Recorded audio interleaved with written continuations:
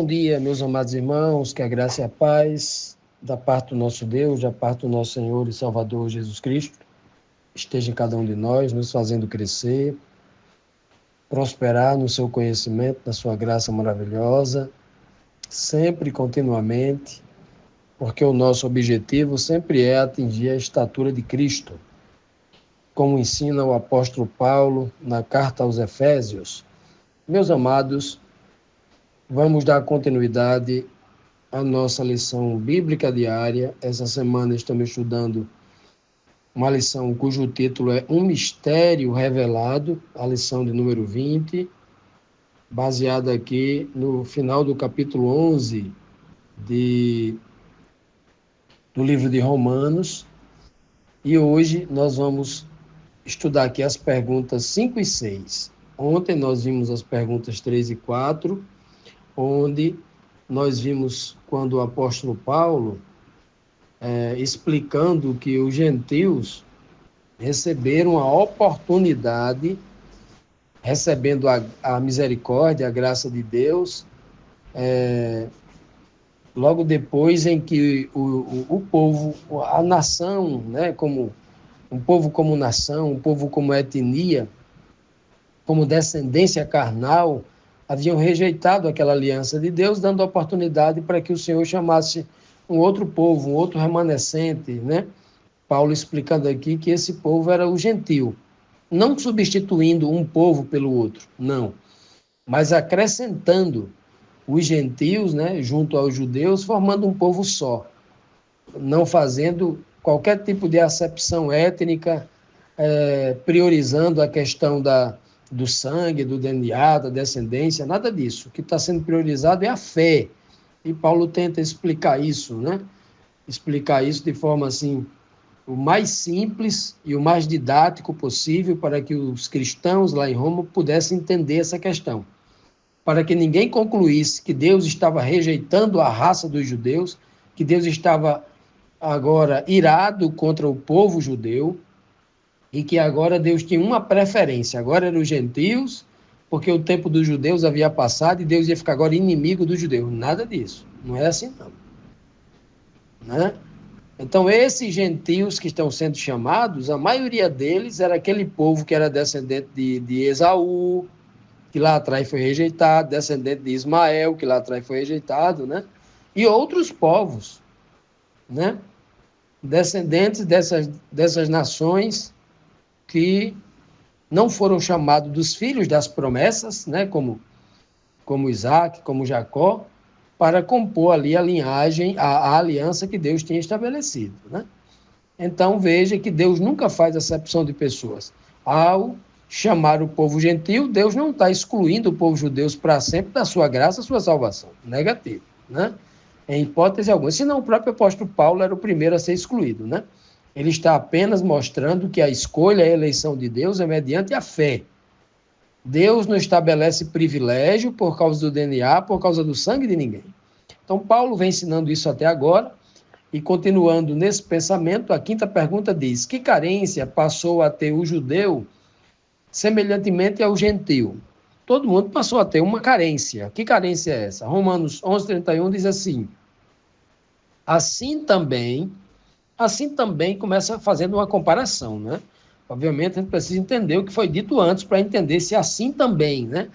No verso 30 ele disse: assim como vocês que antes eram desobedientes a Deus, mas agora receberam misericórdia, graças à desobediência dos judeus, deles, né? Olha o que ele está dizendo aqui, ó. Assim também, agora, eles se tornaram desobedientes, porque não aceitaram, né? As boas novas trazidas por Cristo e não aceitaram a fé em Cristo. O Cristo como enviado de Deus, como salvador pessoal deles, né? A fim de que também recebam agora a misericórdia, diz Paulo, graças à misericórdia de Deus para com vocês, os gentios, né? Então, ele está dizendo, do mesmo jeito que aconteceu com os judeus lá atrás, com Abraão, que Deus chamou do meio dos gentios, né? Com Moisés, chamou lá do Egito, com o povo escravo lá do Egito, né? E tantas outras pessoas que foram demonstradas na obra perfeita realizada por Cristo aqui na Terra, né? Por exemplo, muitos das curas onde Cristo poderia ter dito a tua fé te curou, ele disse a tua fé te salvou, dando uma mensagem espiritual a uma questão física, ou seja, mostrando ali um duplo sentido na sua mensagem. Aquelas pessoas não haviam apenas sido curadas das suas mazelas físicas, mas também das espirituais, sendo ali chamado para a salvação. A graça sendo derramada sobre elas, elas recebendo o chamado de Deus para serem salvas, né? Olha que coisa linda. É por isso que Jesus cura, por exemplo, o centurião romano, que era um gentil, né? E um gentil para o judeu da pior espécie, né? Os romanos eram aqueles que estavam escravizando o povo judeu, retirando deles pesados impostos, né? A produção praticamente do que eles produziam, né? Grande parte era tomado por Roma e eles passavam necessidade, um povo oprimido, né? Então, para Jesus, que atende um centurião romano, curando um servo dele, né? Um filho dele, curando ali, né? Desse centurião romano, e depois diz, em toda Israel não encontrei uma fé maior do que essa. Olha que exemplo espiritual profundo. Ele está dizendo, a salvação chegou para esse gentil. Ou uma mulher completamente, né, provavelmente uma gentia aí descendente das tribos de Israel, né, lá do Reino do Norte, uma mulher com fluxo de sangue que estava ali há 12 anos, imunda, né? Não podia nem chegar perto ali e tal. Cristo vai lá e cura. Essa mulher diz, a tua fé te salvou. E o endemoniado com uma legião de demônios, lá na região de Gadara, aquela região ali de Decápolis, a região depois do Jordão, depois do Mar da Galileia, a região ali completamente gentílica, né? Uma região completamente tida pelos judeus de Jerusalém como realmente ali o fim do mundo, gente imunda, né? Jesus foi lá e curou essa pessoa, né? O demoniado que queria servi-lo, queria segui-lo. Aí a mulher cananeia lá, a mulher de Tiro e Sidom, as cidades amaldiçoadas, que para o judeu até a terra era amaldiçoada daquela região, né? Que Jesus diz em Israel, todinha não encontrei uma fé igual dessa mulher. Uma mulher, além de tudo mulher, né? Que segundo a tradição patriarcal judaica, era inferior a um ser humano inferior, né? Completamente equivocada a visão, né, que o homem tinha. E aí Paulo traz essa informação e já tendo nós na Bíblia uma abundância de informação que a misericórdia de Deus havia chegado para os gentios. Por quê? Foi só porque os judeus não entenderam a aliança? Não. Foi também por causa disso. Porque os judeus receberam a gloriosa missão de ser uma luz de Deus para os gentios. Porque a missão dos judeus era levar a glória de Deus para os gentios, para converter os gentios. E eles não entenderam isso. Continuando, amados, vamos aqui para a próxima pergunta, a sexta, que nos diz assim: por que os judeus estão na mesma condição espiritual que os gentios? O que é condição espiritual? Aqui vamos entender nessa pergunta o que significa condição espiritual. Condição espiritual é diante de Deus. Condição espiritual no sentido de que todos carecem do perdão, que todos carecem da justificação, carecem da graça para serem salvos. Será que é isso mesmo? Romanos 11:32, Paulo diz assim, ó, pois Deus colocou todos sob a desobediência. Deus colocou todos no mesmo estado de pessoas desobedientes, todos, judeus e gentios, para exercer misericórdia para com todos. Então veja, se todos estão abaixo da linha da obediência, ou seja, todos estão na mesma condição de desobediente, e olha que Paulo já disse isso, lá no capítulo 3, no início aqui do livro de Romanos, ele já disse isso, não há um justo sequer. Ele não diz lá, não há nenhum justo no meio dos gentios, mas no meio dos judeus há. Não diz isso não, ele está falando, está generalizando, referindo-se à raça humana.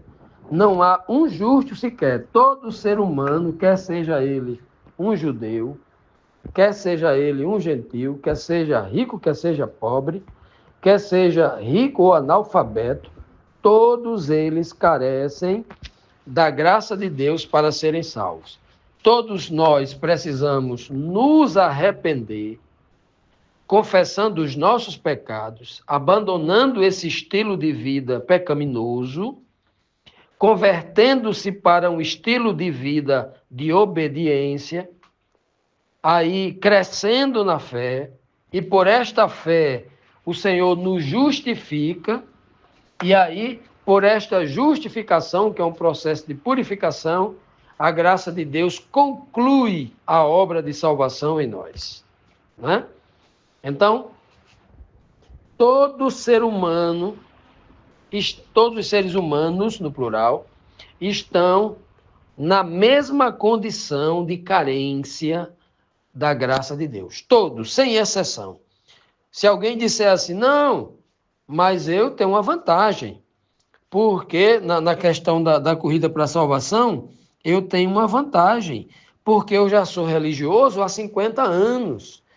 Eu tenho 70 anos de idade, mas eu já nasci na minha igreja, eu tenho 80, 90 anos, e eu já nasci na igreja, já nasci cristão, né? Servindo a Deus numa determinada instituição religiosa. Eu já li a Bíblia muitas vezes, eu tenho uma vantagem sobre o gentil que nunca leu a Bíblia. Você pode ter uma vantagem no sentido de conhecimento, no sentido das práticas religiosas, né? Mas no sentido de condição espiritual para justificação e salvação, não. Né? Que vantagem tinha o homem da cruz sobre Caifás? Nenhuma, só desvantagem, mas o homem da cruz já foi salvo na última hora e Caifás se perdeu. Quem tinha mais vantagem de ser salvo do que o sumo sacerdote que recebe uma unção especial? Quem mais ali? Então veja que essa questão das pessoas religiosas, né? Não estou aqui também generalizando, dizer que todas as pessoas religiosas, né, têm esse espírito, esse procedimento. Não, não é isso. Jamais diríamos isso, né? Mas para que todos nós sejamos alertados, não existe essa possibilidade de vantagem em relação à justificação, à salvação, que o religioso tenha uma vantagem leve vantagem sobre o gentil. E Paulo está trazendo isso de forma muito abrangente, ele vem repetindo essas informações, em todo o capítulo ele cita algo, e agora no capítulo 10 e 11 ele está ainda sendo mais didático, mas está falando muito. Por que Paulo está falando muito em relação a isso? Né? Há uma igreja que lá em Roma, que agora estava recebendo grande bombardeio por parte da cultura religiosa, das tradições judaicas, que estavam tentando trazer de volta para dentro tentando colocar dentro da igreja cristã costumes que haviam se tornado obsoletos pelo seu cumprimento em Cristo Jesus, querendo trazer isso para dentro do cristianismo. Trazer o costume que deu errado para os judeus. O costume deu tanto errado que eles não reconheceram Cristo. Deu tanto errado que eles ficaram duros de coração para não entender o que Cristo falava. Como é que Paulo ia, um judeu experiente, conhecendo tudo isso, querendo trazer tudo isso de volta? Um discurso de costume, de tradição? Não tem sentido algum. Então Paulo vai tentar vacinar, entre aspas, a igreja de Roma contra isso. Esse costume não dá certo, né? Não dá certo trazer de volta. E é por isso que Paulo traz essa informação, né, com muita clareza para a igreja, sempre falando diversas vezes a mesma coisa, de forma diferente, porque Paulo sabe que a força da religiosidade, ela se baseia no costume, na tradição da igreja, nos rituais que vira cotidiano para as pessoas se escravizam ao cotidiano daquela igreja, se acostuma com aquilo, não abre mão daquilo por nada, porque já ama fazer aquilo, né? Isso é um problema grave, gravíssimo, porque a pessoa que está escravizada à religiosidade, se alguém de outra igreja, de outro lugar, traz uma verdade bíblica, ela não se abre, ela vai combater aquela verdade bíblica, porque a religiosidade tomou conta da cabeça dela. O religioso é o pior tipo de gente do planeta, o religioso que está escravizado à religiosidade da sua igreja, da placa da sua igreja. É o pior tipo de gente. Para Jesus é. Jesus não conseguiu converter esse povo, nem Jesus com todo o poder. Esse povo é difícil. Agora, os gentios não. Os gentios eram as pessoas mais fáceis que Jesus tinha de pregar, eles entenderem, curar e tal. Agora, o religioso não. Jesus ressuscitava um sujeito que estava morto há 4 dias, e o religioso buscava, não, é o Satanás que fez isso. Isso é necromancia, vamos matar ele porque não pode acontecer. É terrível o homem que está preso. É a pior prisão que há no planeta, chama-se a religiosidade. Por que é a pior? Porque ele pensa que está com a verdade. Porque ele tem a Bíblia debaixo do braço, ele pensa que está com a verdade. Então, é o pior tipo. Não é à toa que o anticristo é religioso, que o último engano vem da parte da religião. Não é à toa que o último engano é a apostasia acontecendo dentro da própria igreja, porque é o melhor lugar que Satanás encontrou para enganar um povo que acha que está com a verdade. E muita gente não consegue abrir os olhos. É por isso que Paulo está falando todas essas informações, para que o gentio não caia na balela de se tornar um religioso, achando que é o dono da verdade, achando que é melhor do que os outros, e se esquecendo de ser humilde e crescendo no conhecimento.